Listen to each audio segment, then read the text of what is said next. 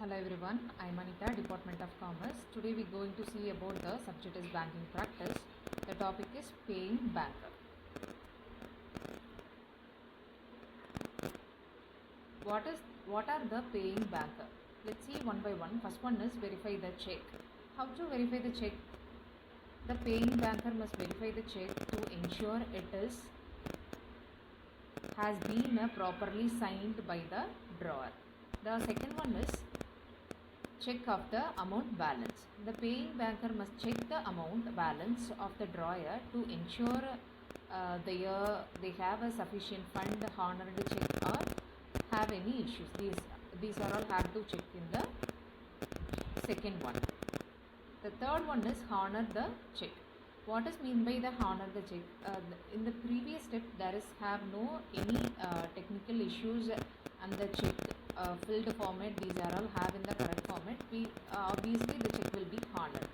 If in case there is have any errors or any fraud will be reduced in the previous one, obviously the check will be dishonored. That is the third one, the honor of check. Sufficient fund, the payment banker must honor the check by the paying the amount of the paying or the banker's agent. Next one is return the check. What are the reasons have to return the check? If there is any fraud or any insufficient fund you have in the bank, obviously the check will be dishonored. That is the fourth one, return of check. Next one is maintain records. The paying banker must maintain their records all the checks drawn on the bank, including the date, amount, and paying name. These are all included in the fifth one. Let's see the sixth one is comply with regulatory requirements. The paying bank must comply with the regulatory requirements such as reporting transactions and maintain the anti-money control logistic. Next one is controlling bankers. How they control their processing. Let's see one by one. First one is verify the check. Have to verify the check clearly.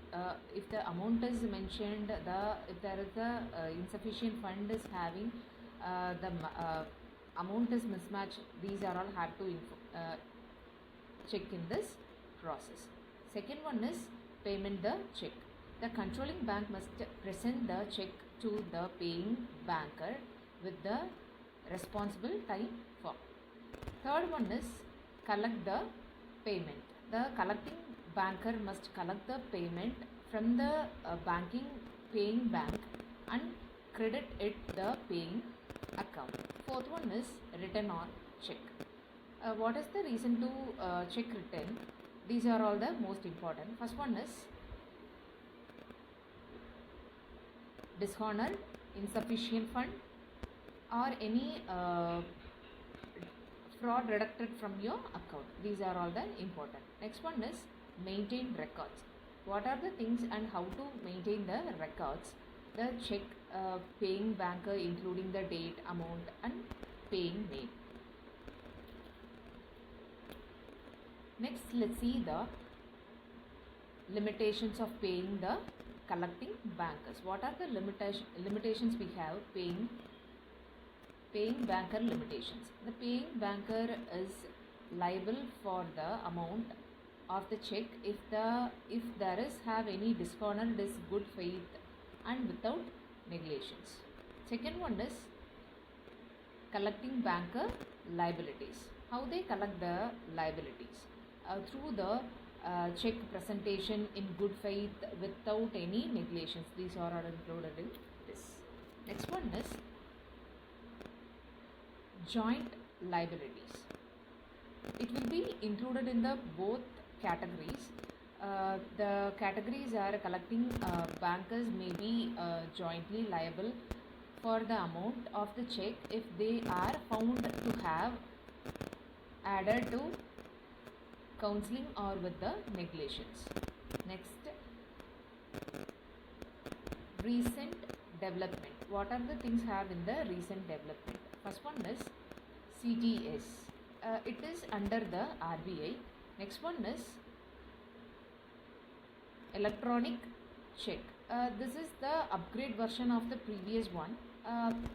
Nowadays we couldn't go to the bank through the direct process. We can use this electronic check.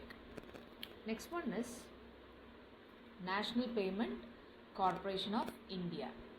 It is nothing but NPCL. It works like a total time cross settlement. These are not included in the electronic payment method too. The final conclusion is the paying and collecting bank have distinct duties and liabilities in the check clearing process. Under this process of what we see in the previous. Thank you all.